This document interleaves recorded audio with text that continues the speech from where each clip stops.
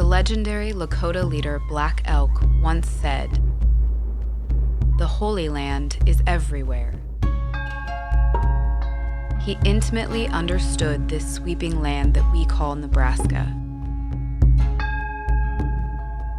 Perhaps no other state in the Union has more natural resources critical to its future well-being.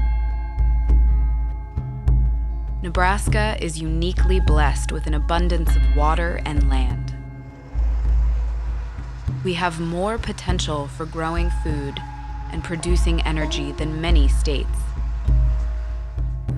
A fifth resource, materials, is imported but readily available to us. How do we develop and conserve these resources for current and future generations? It's a question each generation must explore.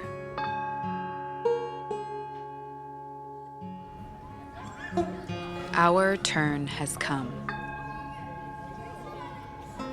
As Black Elk's people understood so well, we are merely the caretakers of this bounteous land and its resources. This trust is a sacred trust.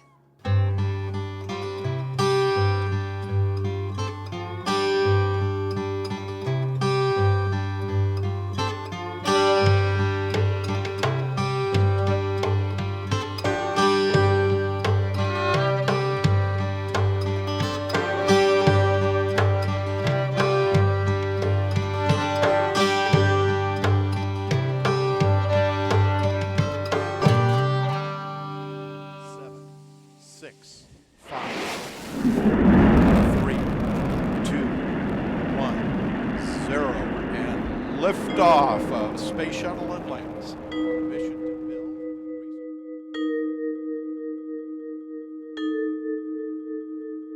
From the moment we saw ourselves from space, a global consciousness began to emerge about just how interdependent and vulnerable we really are. Earth and its systems are constantly changing. Some changes are cyclical and familiar. Others are propelled by human ingenuity. Others still are altogether unpredictable. In many respects, the world is changing faster than we can learn about it. These changing patterns require new ways of thinking about our home and its challenges. Three overriding pressures stand out among the many we encounter daily: population growth and migration, human consumption, and climate change.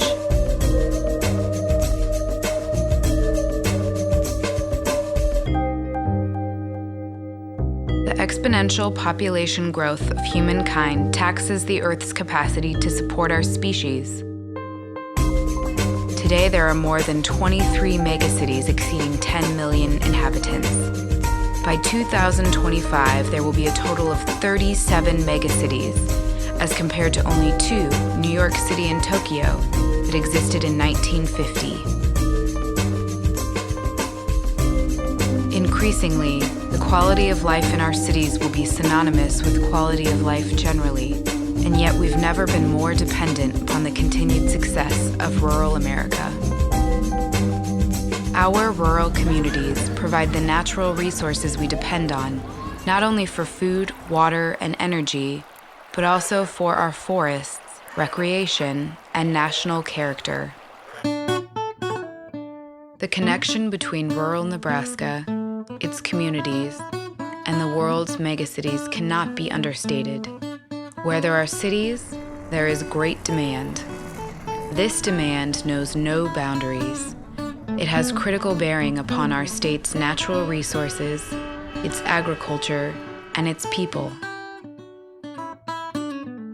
Worldwide, population growth and developing markets drive local economies and redistribute the bounties of our agrarian communities.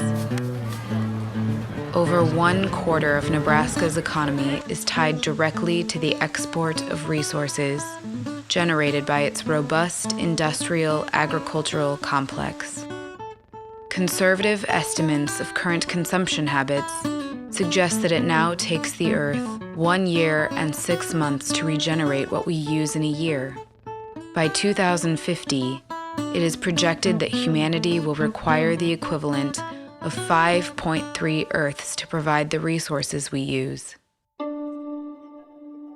And yet, not all resources regenerate. Even those resources that are renewable may not regenerate quickly enough to keep pace with demand. Precious metals and fossil fuels are routinely wasted, even as they become increasingly difficult to extract from the earth. Not coincidentally, the extraction and use of these resources contribute to climate change. 2012 was the 9th hottest year ever recorded on Earth. Of the 9 hottest years, 8 have occurred since the year 2000. Here in Nebraska, climate change is already impacting our growing season. For now, lengthening it. The advantage this confers may prove temporary. It is anticipated that within a few decades, the nation's breadbasket will be prone to migrating growth seasons, extreme droughts and flooding, capable of disrupting global food supply. These are global questions with local solutions. They are questions facing Nebraskans across the state. We've never wrestled with. We've never had that open dialogue, and I think that's the whole education that's out there of, what are we accepting? What are we willing to like, to want, to desire? And I think that could then inform county zoning, and we could have a roadmap to what is sustainable Nebraska, and I don't have any idea. How do we gain the best opportunity in the broadest public interest for appropriate stewardship of that resource, whether it's water or land? How do we consider all of the environmental, economic, and social values with the public interest? There's that other saying that in the end, we conserve only what we love only what we understand, and we understand only what we're taught. That's why education's essential. That's why conversations and dialogue like this are absolutely essential to understanding systems better, to manage them better. Between 2007 and 2012, the Joslin Institute for Sustainable Communities convened a series of workshops and conferences across the state, asking Nebraskans how they can best develop and conserve our land, water, energy, food, and material resources. These conversations revealed that Nebraskans are deeply concerned about the continued availability and quality of fresh water, clean air, inexpensive energy, accessible food, and the biodiversity of our native species. We also learned that most Nebraskans are accustomed to seeing resource challenges as isolated, single-issue problems. I'm so occupied with water and geology that systems thinking is a tough challenge for me. And I think that's probably part of sustainability, effectively thinking of interconnected systems. To me, that means a better understanding of the interconnectedness of the 5 areas we've talked about, so that we're not all isolationist by topic, but we're versed in all these things. To meet the needs of current and future generations, we must view these resources in a systems context. The Joslin Institute has identified 5 system domains: environmental, socio-cultural, technological, economics, and public policy. Conventional models of development focus primarily on the economic consequences, with less regard for the other domains. Any design solution or development strategy focused solely on economics will not be sustainable. Such a framing not only fails to acknowledge other human needs, but also fails to address the capacity of our environment to provide the resources to meet those needs now and into the future. If we exclude the environment, if we exclude technology, And if we exclude ourselves from being responsible for the public policies, then we're making a huge mistake that will gradually roll over to the next generation, let alone 7 generations, as being a negative consequence. Unintended consequences, mostly. But we seem, if we believe in sustainability at all, then I think we're forced into dealing with all 5 of those areas simultaneously.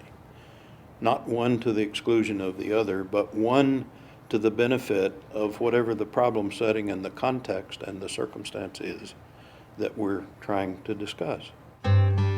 Accommodating growing populations and preparing for a secure, renewable energy future must not be accomplished at the expense of paving over the prime land we need to feed ourselves.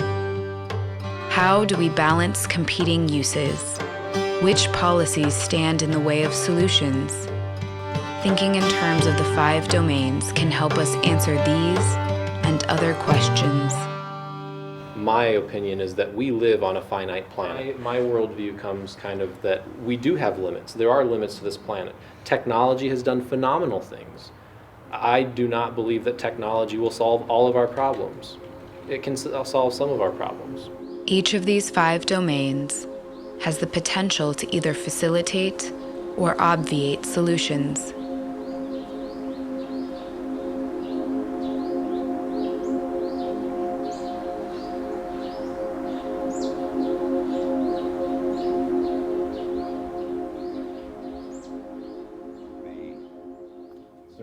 I have is how much land is being gobbled up for unproductive reasons.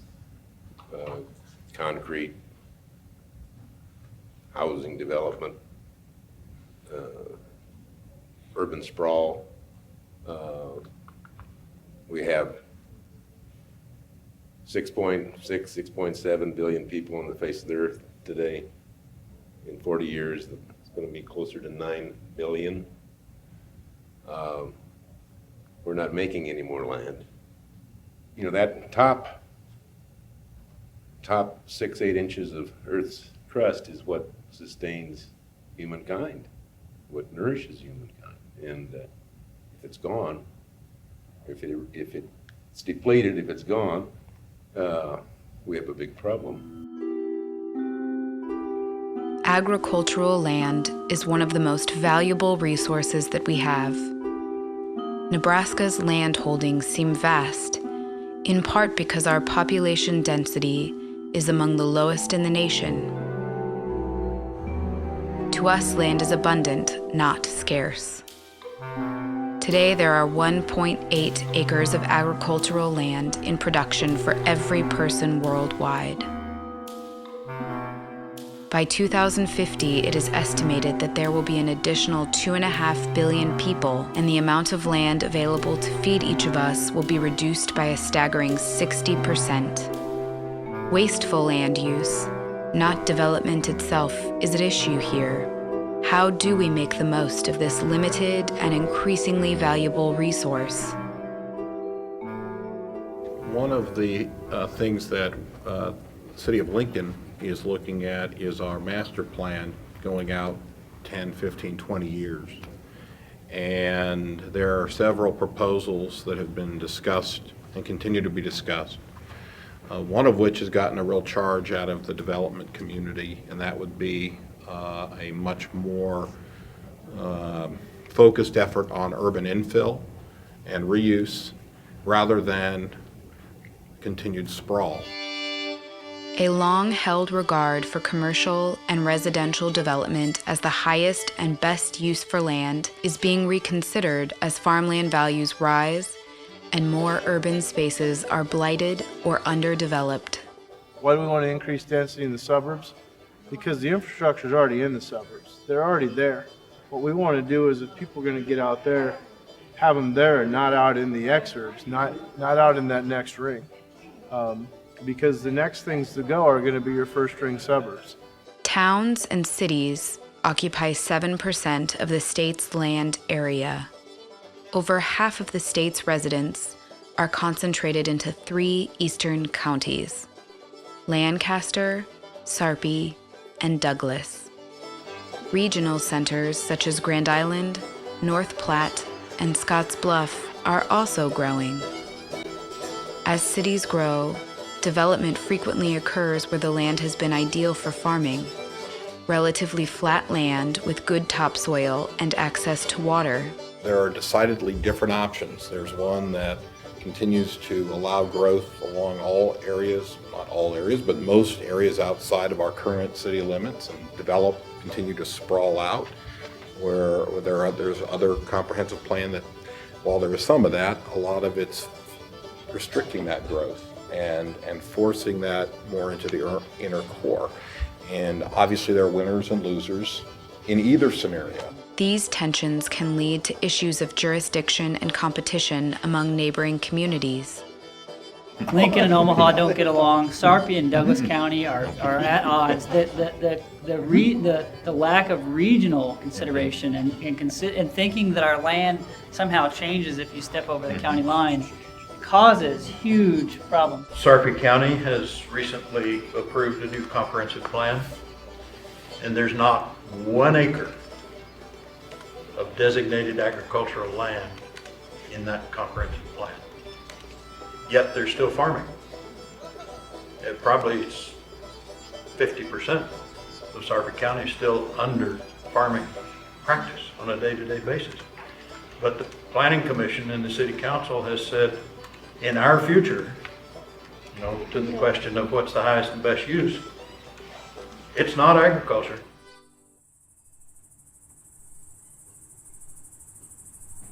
The urge to grow out instead of up can be difficult to resist for communities experiencing growth.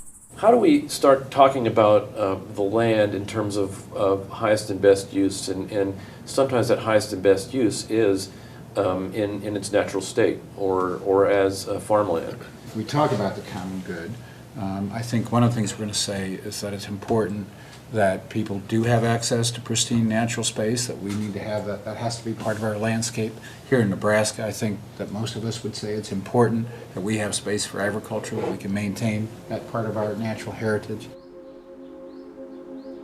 More than half of the state's agricultural lands are rangeland, beginning in the Sandhills and extending into western Nebraska. The remainder is cropland. The most fertile farmland is located primarily in the eastern third of the state, along the Platte River Valley corridor and within the rainwater basin region. With 97% of land in Nebraska privately owned, few public areas remain for native plants and animals. Fewer predators, more invasive species, can create serious economic and ecological problems. Those close to the land have a well-honed understanding of how wildlife and agricultural interests can coexist.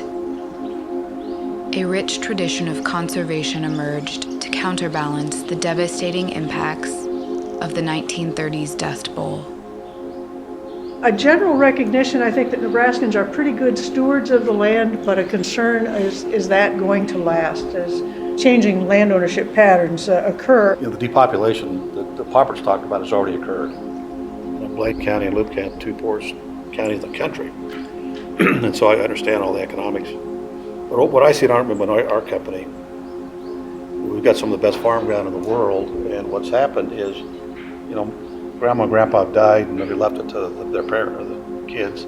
Those kids are getting older and they've moved back to town. Also, the grandkids don't have any tie to the land. And so they're not going to take as good care of that property as you or your grandparents would. So I see that as a real problem, that we need to, more of that land's going to get turned into bigger operators.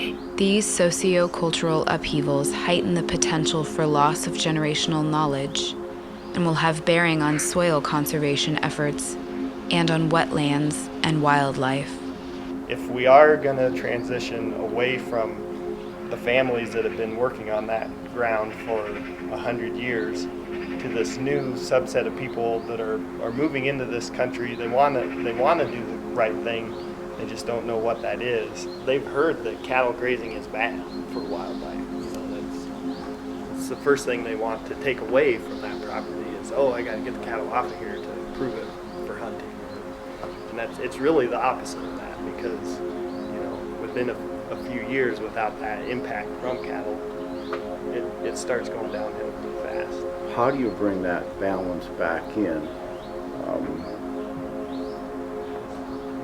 Does that person find a way to bring a herd of cattle onto the property, okay, and then continue an operation that's more of a combined use to bring that balance to the land that you're talking about? How do you constructively make that happen? It's a hard deal, and I think that the greatest way that it happens is his neighbors, just interaction with his neighbors who have been doing that. There's a program called Cowboy Logic that was started about 10, 12 years ago that pairs older established ranchers with young people, new people, and gives them the expertise that they won't have. I think there's opportunity comes with outside land ownership. If all things are worked right, lots of the young people wouldn't have the income or wouldn't have the financial means to buy the land, but maybe can lease it and take care of it and provide the management service that the absentee owner doesn't want to do. But all that has to be done with some education, and like I say, conservation is still the key. Programs such as Cowboy Logic go back to the old notion of stewardship, the idea that one generation instills certain values of a local area in the next generation. Policy begins and ends at the local level. Realistically, everything begins and ends at the local level. And if you can control it as local as your own land and your own property, and you have a say over it, which you do, to me that makes sense as a way that you can preserve. But it starts with that landowner realizing that they influence policy on their land. Outside investors come in. We as landowners have the opportunity to say, what would you see this place doing if you bought it? Will a new generation of Nebraskans continue this tradition of stewardship? It was the promise of land and land alone that brought early settlers to this part of the country. West of the Missouri, the only water believed available here was that which could be prayed for. Only later did it become evident that the land possessed rich watersheds and tremendous underground reservoirs. It is the combination of this unexpected source of groundwater, the land, its topsoil, and climate that has come to define Nebraska's identity and dominate its economy. Whether this tradition continues largely hinges on this once unnoticed trove of water.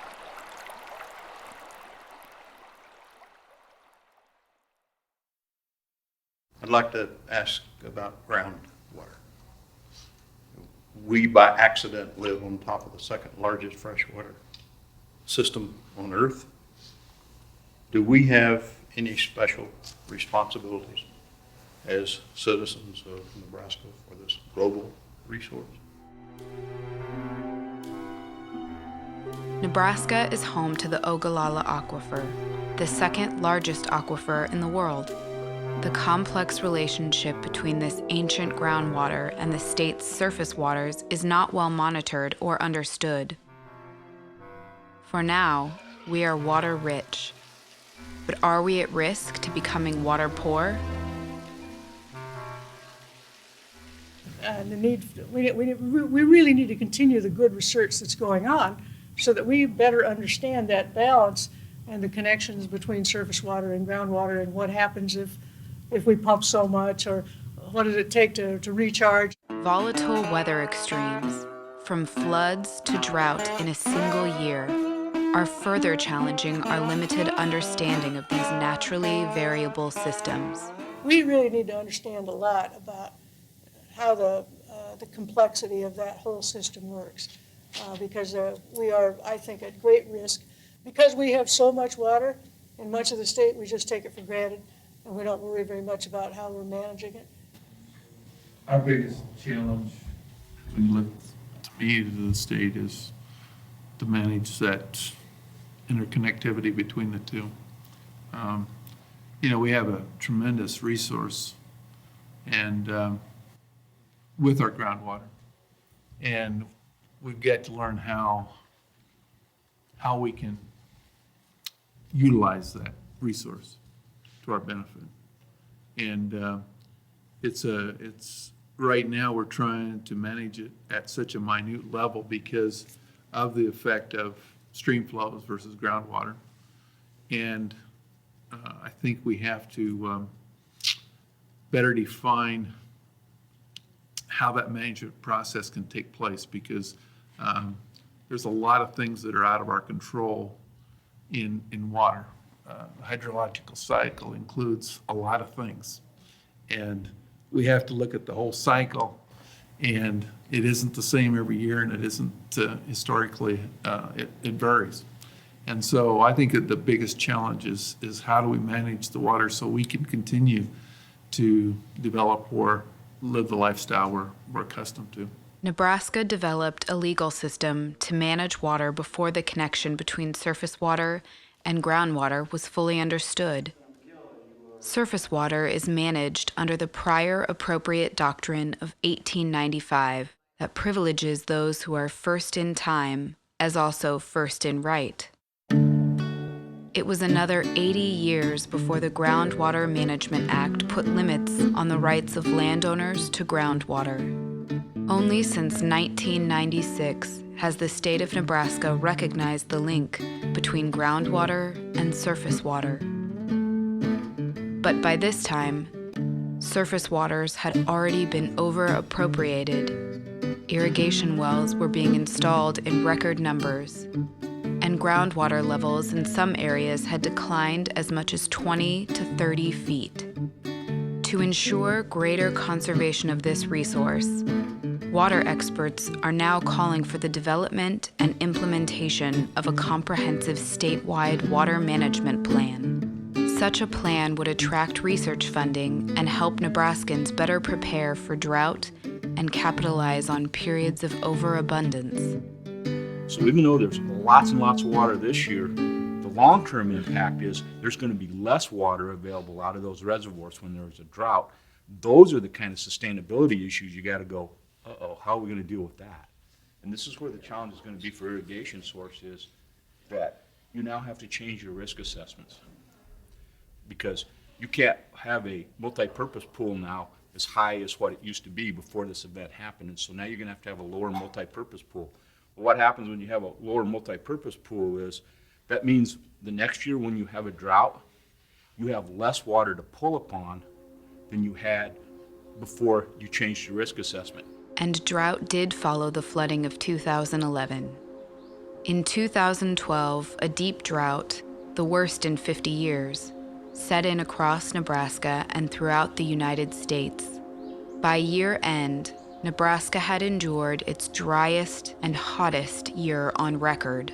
When we know there's a drought and there's no water coming across the state line, do we continue to use the same amount of water we've been using for years, for the last 5 or 6 years? Well, I guess I was told in one of those sessions down there that, well, it's our water and we can do with it what we want to. We'll take it if we want to. Well, but maybe you should be rationing that during the shorter periods when you know you're going to be coming into those. It's wise use of that resource. We ought to be looking at a longer range picture of how we can deal with these surpluses when we have surpluses, not just let them go on down the river, I guess. As a resource that we all depend on, we also need to be concerned about our water's quality. Growing irrigated corn, we can add a little bit of cheap fertilizer back in the 70s and 80s before we realized that not all that fertilizer was used by the crop. What wasn't used was leached to the water table. Once it reaches the water table, there's very little that you can do about it. It's there. The water is contaminated. It's going to take a very long time for that water to become purified, become uncontaminated. So what do you do? I mean, does that change the value of that resource? I would think so. Water contamination, whether from industry, crop and lawn chemicals, livestock operations, fracking, or a pipeline spill, can place serious financial burdens on smaller communities, forcing relocation of wells and other high infrastructure costs. We're all downstream of somebody. That's right. Whether it's in time or space, we're all downstream of somebody. And so what's our responsibilities for the people that are downstream of us? The Ogallala Aquifer amassed its vast system of underground reservoirs over millions of years as material from the rising Rocky Mountains eroded eastward. Because of the aquifer, streams emanating from the sandhills are among the most constant flowing streams in the world. This ancient water also helps to ensure the flow of the Platte River east of Columbus, further guaranteeing flow to support the well fields that serve the growing populations of Omaha and Lincoln. I have to say that the people on the western part of the state, in my personal opinion, are much more conscientious about water conservation than I ever saw in the eastern part of the state. They really take that serious. That's a finite commodity. Why do you think that is? Probably because it's so ag-based, so ranch-based, I'm guessing, where maybe on the other part of the state is more municipal, urban areas that they just turn on the tap and they assume the water's there and they don't ask where it came from or how it got there or how clean it was. And out here, you have, you watch the creeks go dry. I think there's both an urban and a rural water perspective. In other words, the urban perspective in Lincoln in particular, where I operate, is that we just expect that we're going to have good water and have plenty of it, and the system is able to produce. And a more rural and or maybe agriculturally based economy perspective is, of course, much more cognizant of the relationship between, if we don't have enough water, our economy is going to suffer, and many other things are going to suffer. So, and that nature does have its habit of not producing enough water when we need it. So, in terms of thinking about what's good water policy, sustainable water policy, one has to take into consideration that pretty broad range of perspectives as to water. West or east, urban or rural, water is Nebraska's lifeblood. It is the most heavily irrigated in the nation, with roughly 8.5 million irrigated acres. 94% of the water used in Nebraska goes to agricultural uses.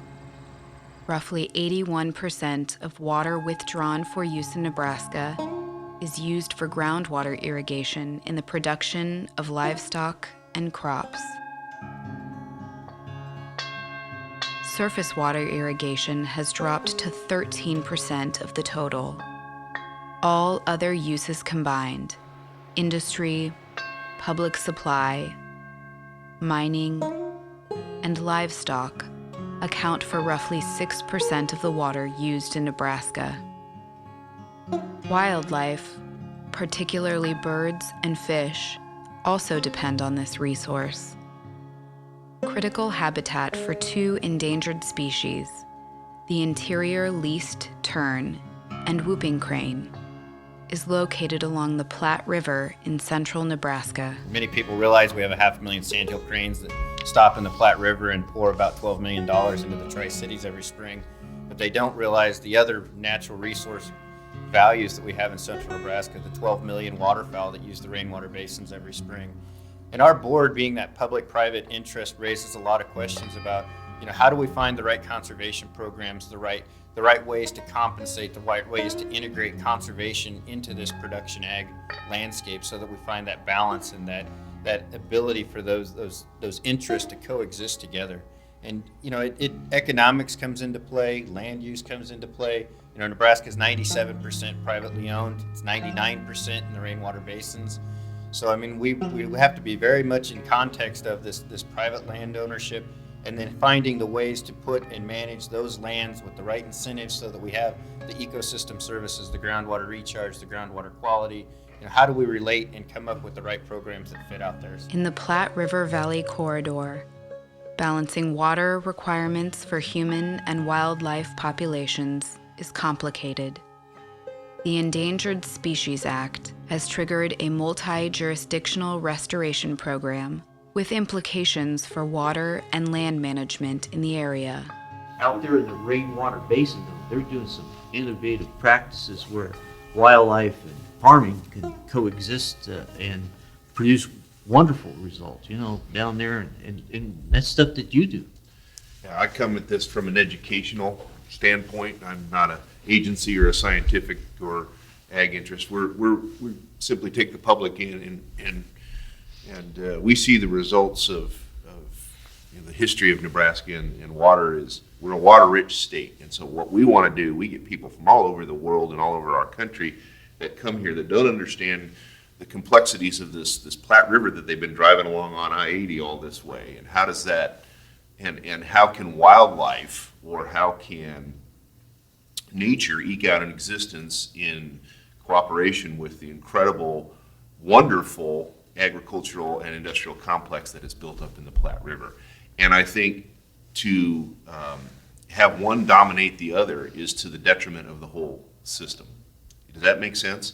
I think there's more value to Nebraska with a healthy wildlife component than one without it. When habitat and food systems for wildlife become endangered, what does that mean for our own food systems?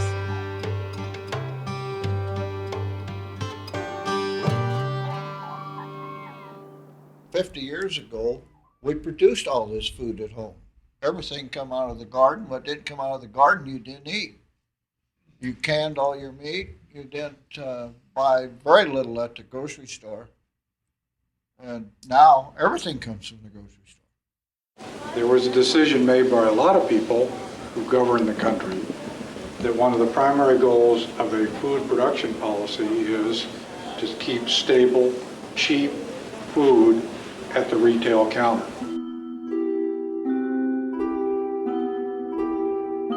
The food and agricultural systems in the United States have changed dramatically since the 1950s, largely in response to consumer demand. We want a wide variety of foods to be available to us in our local grocery store, all the time, in every season, in the quantities we want, and at a low price. This systematic approach to putting food on tables around the world has made high-efficiency commodity production in Nebraska a primary component in the current global food system. The requirement for food in this little world that we're, this little spaceship we all inhabit right now, is going to double in the next 40 years. Okay? The protein and energy that we're going to need for human and animal production is they estimate twice, and that's based on population figures and that sort of thing. Research institutions such as the University of Nebraska's Water for Food Institute are committed to advancing new technologies and management practices to meet this growing demand. Genetic selection, irrigation water management, and crop rotation, to name a few, have done much to increase per capita food production. Large-scale farming will only be part of the solution. For all the advantages of industrial agriculture, there are also many unforeseen and even negative impacts. Lower water tables due to heavy irrigation, loss of native prairies, pollution of ground and surface water, enormous feedlot waste pools, loss of local food processing and distribution systems, degradation of topsoil and deeper soil, windbreaks cut down to accommodate irrigation and feedlot systems, loss of farming opportunities for many young people, decline in rural populations and economies, lowered revenue expectations for non-corporate farmers. While high production at a low cost will remain an important component in our current food system, the current model is not sustainable. You look at the food dollar that's spent by the consumer, depending on which report you want to believe, anywhere from 80 to 90% of that food dollar is for everything but what the farmer did to it. In fact, Nebraska farmers receive about 11 cents on average for every dollar spent on food. The remainder of the food dollar goes toward processing, packaging, transportation, and other services. We act a lot in this area as a third world country. We ship out cheap raw products and then we buy back the products after they've been added value. We need to find a way to add value here locally. You got to get the capital in to develop the infrastructure. And that's probably been the biggest difficulty of diversifying agriculture in this part of the world, is because there's lots of great ideas out there, lots of people really wanting to try things, but they can't get the money together to put together the facilities to allow it to be done on any kind of scale. First thing you need is a crazy banker. Bankers know how high they can go with you on corn land, bean land, cattle. This is new. In this area, this is new, and it's really tough to find financing to go into something like organic baby carrots or cabbage and get the funding to get it kicked off. That, getting your foot in the door is really tough. Of the 90% of Nebraska's land area used for agriculture, much of what is produced is not directly food. It is feed, food additives, biofuels, and other byproducts. This is changing. Locally grown food has been gaining traction in Nebraska and represents a tremendous opportunity for rural and urban communities. In the food business, I think there's a growing trend for consumers to vote with their dollars for food produced in more responsible ways. And I don't think that's going to solve the whole problem, but I think it does create some incentive for companies in the food business to begin developing products and identifying products as produced in responsible ways. By diversifying crops and livestock, and by becoming part of the burgeoning local food system, food producers are retaining a greater portion of that consumer food dollar. We have lots of young farmers interested in food farming instead of crop farming, and yet they all function individually. And one of the issues is that they can't create enough to actually be a part of the market. They sort of operate on the fringes.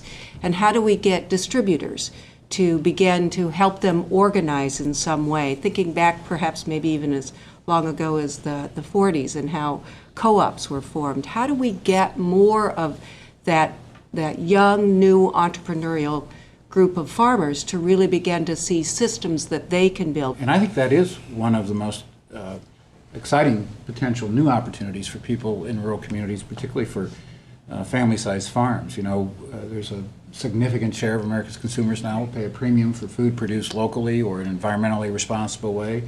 And tapping into that opportunity, first and foremost, depends on the entrepreneurship of rural people. The benefits of buying responsibly produced local foods extend beyond the producer and into the community. You've got your local growers. If you're buying produce from them, then that money stays local in the community. And I don't think people understand the sevenfold thing or whatever the statistics are now. But you've got to get the word out to the people, and they've got to understand that, yeah, it may cost you a little bit more right now, but 1% of what you're spending is also helping to secure your job. Local foods also reduce reliance on fossil fuels. The average food item in the U.S. now travels an estimated 1,500 to 2,500 miles from farm to table, resulting in 120 million tons of carbon dioxide emissions each year. You can buy within the time span of where the product was picked. It is so much more nutritionally dense than something that's been flown across the country. When it hits even the grocery store, your product is 10 days old at that point, and you don't know how long it's been sitting on the shelf after that. They keep spraying it and propping it up and making it look good, and who knows how long it is before it actually is purchased. A consumer myself is buying something that is safe and is going to have the lowest pesticide load possible. Those are very important things to me from just being a consumer of that product. But, whatever goes into the ground goes into the water. I mean, it all interconnects and, affects me and everyone else in my community too. So education is huge because people, I think they just don't know exactly the benefits of eating something that is, so fresh. Community gardens and food cooperatives are also increasing in number and importance throughout Nebraska's food system. Community garden movement is not so much as putting gardens in communities, it's building communities out of gardens. And it makes for safer neighborhoods, and people get to know their people across the street from them, not unlike people that have ever lived in an apartment don't know the people down the hall. But it brings those folks together. But it also is really the most viable routine for community education on food preservation, on ecosystems or composting, things that will make gardening sustainable. That as people work in gardens, they begin to remember again where crops come from, how that food has to go through a production system. And when people begin to recognize that link again, I think that's one of the places where we can be most successful. The prevailing wisdom that large-scale monoculture operations are the best means to meet global demand for food may be tested in coming decades. Soil degradation, weather extremes, weeds, diseases, and pests threaten farming operations large and small. Some models predict Nebraska will be too far south to grow corn by the year 2050. Smaller farming operations, and those with greater crop diversity, are better able to adapt to climate changes. Smaller, diversified farms are also less dependent on heavy machinery, eliminating a major cause of soil erosion and habitat loss. Despite the many benefits of family farms, questions remain about the efficiency of those operations as compared to high-yield corporate farming. We've got a lot of family farms out there on the crop side, who can produce food very efficiently. And on the livestock side, where we've lost most of our family hog farms, it hasn't resulted in greater efficiency.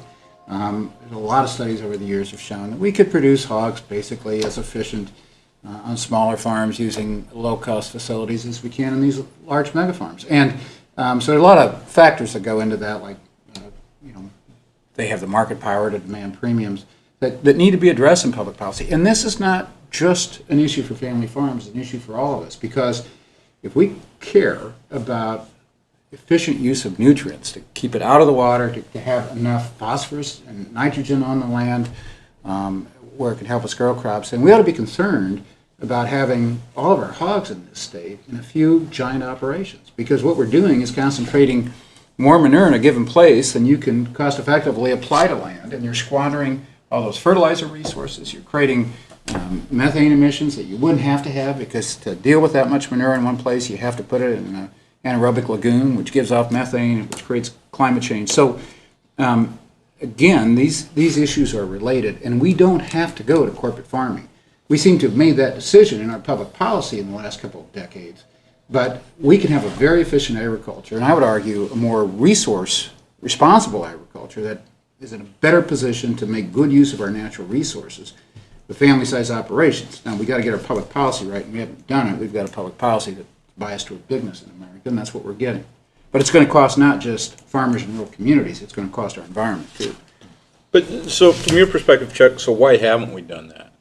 You know, I mean, you know, we got to create the policy, but what's prevented that policy from being created if it's the good, right thing to do? Well, I think Washington's pretty dysfunctional, and it has been for some time. And, you know, Washington responds to the most powerful interest. And that's how we've gotten the policy we've got. We've got a policy that's biased toward mega farms and agribusiness. And we could have you know, with just over the last 30 years, the public policy choices we've made, if we'd have gone a different direction coming out of the 1980s when we're in the farm crisis and focused our farm programs on family-sized farms and focused our research in livestock production on sustainable systems and lower investment systems for family farms to raise hogs and ensure that we had fair markets and competitive markets that didn't disadvantage smaller producers, we'd have a very different hog industry, we'd have very different crop production systems in this state. Our food production is intertwined with dynamic forces. It is farms, both large and small. It is jobs, both on and off the farm. It is rural Nebraska communities. It's cities. And even cities around the world. Here and everywhere, local food production has great potential to sustain smaller family farms and reconnect them to our communities.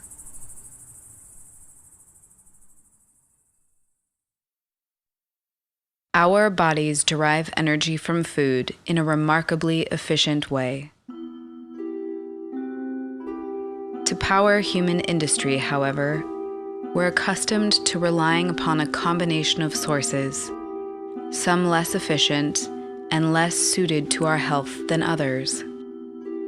Many of the fuels we find most reliable and inexpensive, such as coal, oil, and natural gas, are taken from below the ground. In addition to being non-renewable, their extraction, processing, and consumption emit carbon dioxide and other pollutants. On the other hand, energy derived from above the ground, hydroelectric, wind, and solar, produce few harmful byproducts and are renewable. Cost, technology, political will, and public health all factor into decisions made about our energy. The energy equation in Nebraska differs from other states in its sole reliance on public power for electricity. Nebraskans primarily rely on non-renewable, fossil fuel-based sources for energy generation, with only a small percentage supplied by hydroelectric and wind. Due to public power policies and management, we benefit from relatively low-cost electricity. When it comes to increasing our renewable options, however, public power utilities are often hindered from receiving financial incentives that are available to investor-owned utilities in other states. In Nebraska, we're mandated to have energy at the lowest cost by the state constitution. This lowest cost mandate is interpreted in strictly economic terms. Damage to the environment and the public health impacts from burning fossil fuels are not factored into these costs. Wind and solar technologies are becoming more efficient and cost competitive. Yet Nebraska currently ranks only 23rd in the nation for actual installed wind capacity. Well, Nebraska has a great opportunity to develop its world-class wind resource, which is the third best in the nation among the states. But we have to get the incentives right. And we need to start by getting our state, Nebraska, tax policy right so as not to create a barrier to wind energy development, but actually provide an incentive for wind energy development in a way that supports local businesses, enables Nebraskans to participate in the ownership of wind. Voluntary targets set by Nebraska's two largest public utilities to derive 10% of their generation from renewable resources by 2020 reflect growing public support for developing wind power. At this rate, however, Nebraska will continue to lag behind other states in installed wind capacity.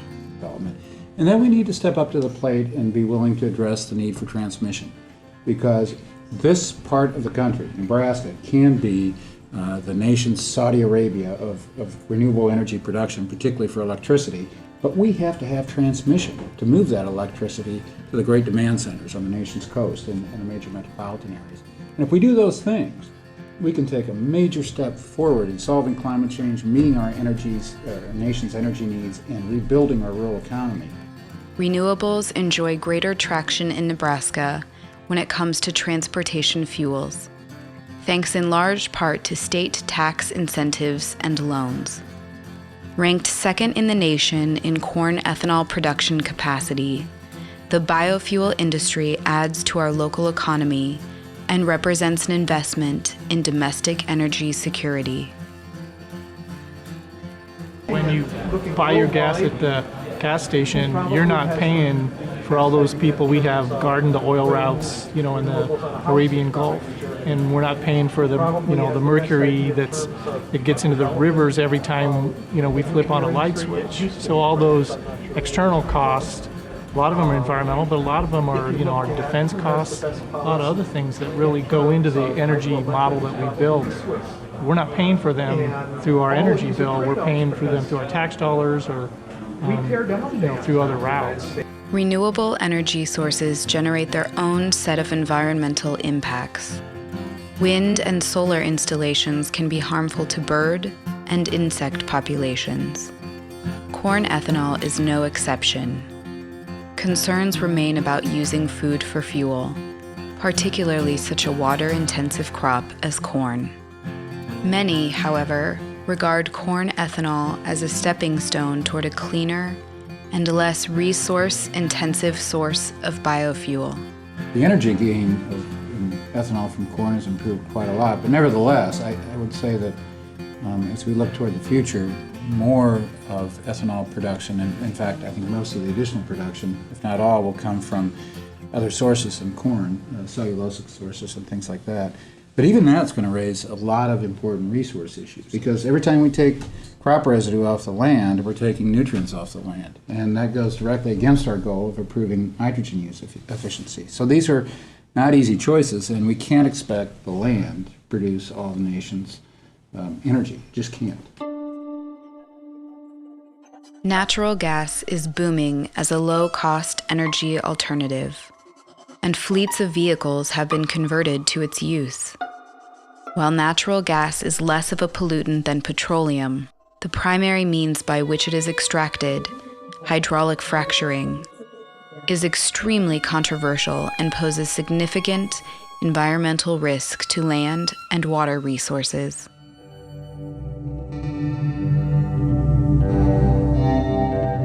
Diversification of our energy options helps keep money in communities and in our state. But there may soon come a time in the near future when an all-of-the-above energy policy will be regarded as outmoded. In the interim and beyond, an important strategy that will never lose value is the negawatt. That is, the amount of energy that can be saved through conservation and efficiency measures. I think transportation systems are also important. We really need to think about them. We need to stop thinking about a Department of Roads, and we really need to think about transportation more broadly. And as we think about transportation, that drives land use and housing and many other things. From everyday behavioral changes, such as turning out the lights or taking the bus, to broad-scale changes in how we design our buildings and plan our communities, we can and will have huge impacts on our energy future. Most of our buildings that are standing were constructed in the 30s, 40s, and 50s. And certainly before the 70s, when people were even conscious that it was important to build with better air sealing and better insulation performance characteristics. My basic question is, how do we encourage individual homeowners, wherever they are, to be proactive in in increasing the efficiency of their homes.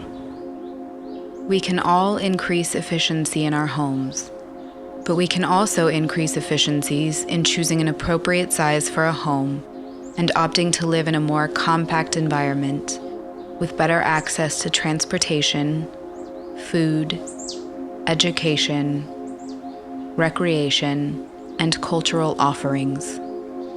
We want to grow Omaha, but we want to grow it in a smart way of land use. So as we are pushing out west and we are annexing all these areas to increase the tax basis, well, that's very short-sighted because I would like to look at the numbers, and I actually have looked at some of the numbers, and they're not conducive to sustaining this city. I think demographics will drive increased density without any regulation. Demographics are changing. Less than 50% of families are the traditional 2 parents and 2 kids type families. And so I think the different demographics will drive new trends in housing that are more dense. Conservation in the built environment means maximizing the land, energy, and material resources already invested in the community. This is accomplished through thoughtful infill and reinvestment, through maintenance and renovation of those structures deserving of preservation, conservation and the efficient use of not only energy, but also of the materials that go into building our community. The current housing stock today, we're replacing the current housing stock at about 500,000 homes a year. We're building 500,000 new homes a year and demolishing or getting rid of condemning the old ones. At that rate, our homes that we build today need to last 132 years. Yeah. So I think it's important for the consumer to know that the materials that they're going to put in that house and the design that they put in that house, needs to last at least 132 years. And I don't think we're doing that today. So I guess it's the never-ending question. How do you get people to realize that when they purchase the home and they're going to live there 5 years? I would like to know if people have an idea to better emulate nature in the regard to material and resource waste. We don't have a spot in the forest or on the prairie that we can say that's the insects disposal or landfill. There are no such things in nature. How can we better emulate them? Buildings alone use 40% of the world's raw materials globally. In the US, 136 million tons of construction and demolition waste is generated annually. All told, approximately 4.4 pounds of waste per person is generated every day. Consumption is at the heart of our relationship with each of these resources: land, water, energy, food. But nowhere is the byproduct of consumption, waste, more evident than when considering the relationship between our critical natural resources and the materials we use to harness them. Used wisely, materials house and clothe us, weaving together the infrastructure of our built environment. In excess, or when poorly designed or manufactured, materials threaten the very environment we seek to enhance. Exacerbated by poor product design and planned obsolescence, landfills illustrate the depths of our short-sightedness. The production, distribution, and consumption of products, building supplies, and infrastructure present design opportunities to either diminish or contribute to the waste stream. We think the primary challenge is not changing people's consumption habits. We think the primary challenge is changing the way things are made. and to try to get this upfront pre-design analysis to penetrate every designer, whether it's a fashion designer, a home designer, a industrial designer, someone is making a decision about what material are we going to use in making this product that's ultimately going to get into the consumption mainstream. Here are the 3 R's, reduce, reuse, recycle. Recycling should be the last thing. A lot of people think, oh yay, I recycled, I'm doing my part. No, it starts at reducing. Reduction starts with better design and ends with becoming better consumers. And while this may entail lifestyle changes, becoming a better consumer does not mean altering one's standard of living. I think the biggest change and the most needed change is fundamental shift in values. We are a society of consumption.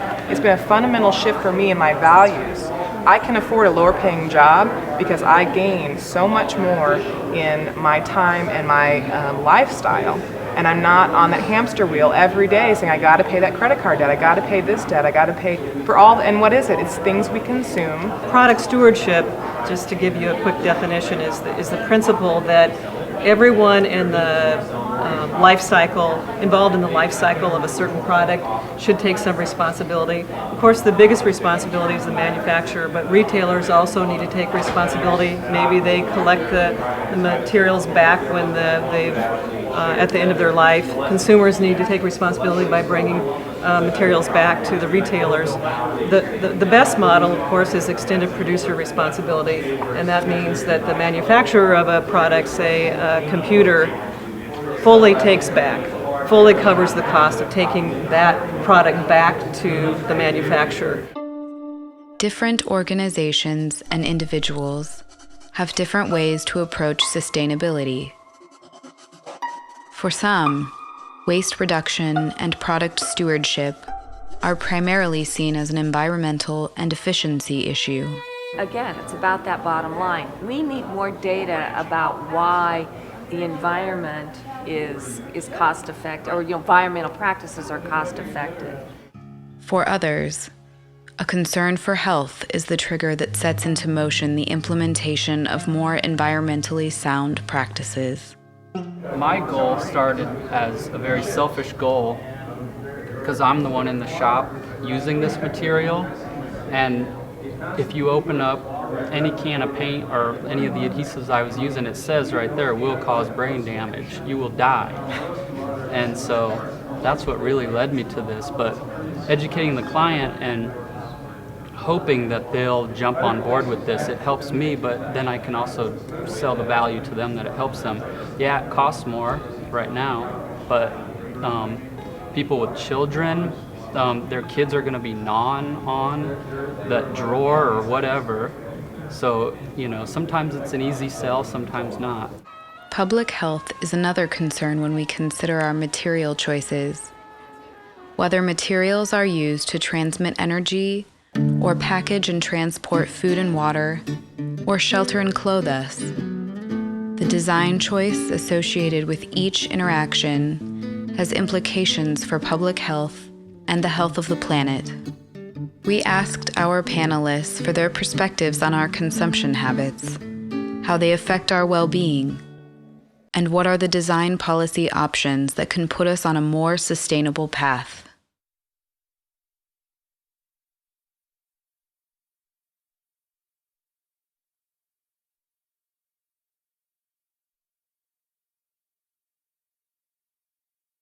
I think from a public health perspective, we're often used to thinking long-term about the long-term benefits. So some of what we're trying to do is redefine what the return on investment might be, and the return on investment might be our next generation. One of the challenges we have to overcome in Western society, particularly in the United States, is we all hear almost on a daily basis, figures on car production, housing starts, consumer goods, how many sales were made on Black Friday. We seem to measure our health, in terms of our consumption habits. So how do we start looking at quality of life in other terms than just consumption? We've come to equate consumption as, come to view consumption as the thing that's critical for our economy. And I would argue that it's not so much consumption that's critical for our economy and for our well-being as investment. Investing in our future takes many forms. Part of that, I think, should be investing in means of producing the energy we need that don't contribute to climate change, that are sustainable, that protect our environment. Part of it is ensuring we have good roads and bridges, or buildings that last into the future, basic public infrastructure. I think it's a multiple-pronged challenge. I think we have to think about changing the technology of making and designing. We have to do the best we can at community education. And we have to work on the public policies. It seems to me that if we had a strategy in every community that was three-pronged and conscious in that sort of goal, that community by community we would be on a much more sustainable and a lower carbon footprint for the future. Yeah, and I'd like to have a public policy approach that actually, instead of having a gross national product that is almost entirely function of consumption, production and consumption, but actually incorporates these other kinds of considerations in our economy, investment value as well as quality of life issues. But really, the government's role, public policy role, ought to be about equity. It ought to be about how are we going to share the resources, not just with us here, but everybody that follows us. And so that's that leadership role you're talking about and so maybe that's where the discussion has to be, is government's job is to make things, to create some equity, opportunities for equity, if nothing else. I would also point out that having a public policy doesn't always mean having regulation. You can also provide that leadership role in moving forward with public-private partnerships, for example, in the arena of conservation of natural resources. Those public-private partnerships can be very meaningful. You can bring a lot of private resources and dollars to the table for people that are interested and have common goals. Part of the role of government and public policy is to point out the interconnectedness of all these things we've been talking about, and to be able to offer that and offer that leadership role. And when you think about the example of conservation of natural resources, you could actually take a very incentive-based, non-regulatory approach when you bring some of those partnerships to the table. I think having a diverse audience is really an important part, and not always thinking about what is the new policy, but what are the old policies that are really the barriers to us being perhaps more prepared. And I really feel like we don't always ask everyone to the table because we think, well, we're the community servants, so we should be able to find this answer. And I think sometimes if we would create a greater opportunity for discourse and then look at what we already have and see how effective that is. One of the key public policy needs that turns up, I think, that is a barrier to collaboration on these kinds of projects is that no county is required to communicate with or cooperate with the adjacent county for anything. Not planning, not road connections, not infrastructure, and our governmental policy jurisdictions have been set up to be very independent. We have to develop in this state a greater desire and a greater understanding of the value of these resources that you folks have been helping us focus on today. My dream is that we could initiate through this process and others a statewide conversation on conservation, and that we might ultimately end up with a constitutional revision with a section on conservation. Other states have begun to take this on and are being successful. And it seems to me that every solution that has been talked about in this program is possible. But the first step is understanding, desire, and ability to lead that effort, that discussion. And if we can foreshorten that understanding, desire, and ability to lead on conservation, I think all of these suggestions and ideas are possible. We are caretakers of a land that is rich in resources. If we are good stewards of this land, we will help provide a sustainable future for our next generations. It is a sacred trust that begins with each one of us. It begins with you. How will you participate in this conversation? What is important to you about Nebraska's environmental future?